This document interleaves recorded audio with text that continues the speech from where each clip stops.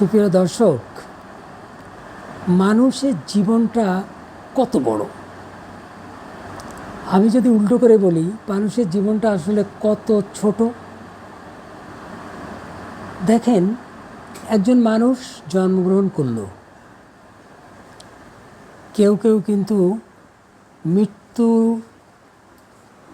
মায়ের পেটেই হয়, সে জন্মগ্রহণ করার আগেই মৃত্যু হয়। আবার কিছু কিছু লোক জন্মগ্রহণ করার পর থেকে 100 বছর, 125-30 বছর পর্যন্ত বাঁচে। তাহলে আমরা জীবনটাকে কিভাবে বলবো, এটা কি ছোট না বড়? এটা একটা আপেক্ষিক ব্যাপার।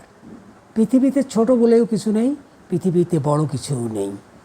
সবচেয়ে গুরুত্বপূর্ণ হলো আপনি সুস্থ কিনা, আপনি নীরোগ কিনা।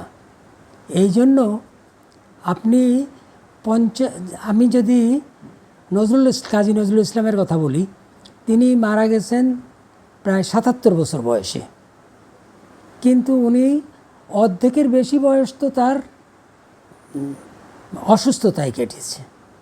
তাহলে কী লাভ হলো? অতএব জীবনটা কত বড় বা কত ছোট সেটা গুরুত্বপূর্ণ নয়।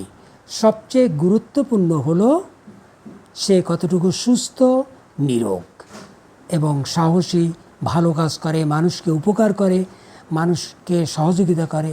এটাই হলো গুরুত্বপূর্ণ। মানুষকে সুখী এবং নীরোগ থাকতে হবে, এ ব্যাপারে কোনো বিকল্প নেই। সুপ্রিয় দর্শক, আপনি যদি আমাকে ইউটিউব চ্যানেল থেকে দেখে থাকেন, তাইলে আমি আশা করব আপনি চ্যানেলটা সাবস্ক্রাইব করবেন এবং লাইক এবং কমেন্ট করবেন, সাথে সাথে আপনার মূল্যবান মতামত আমাকে জানাবেন।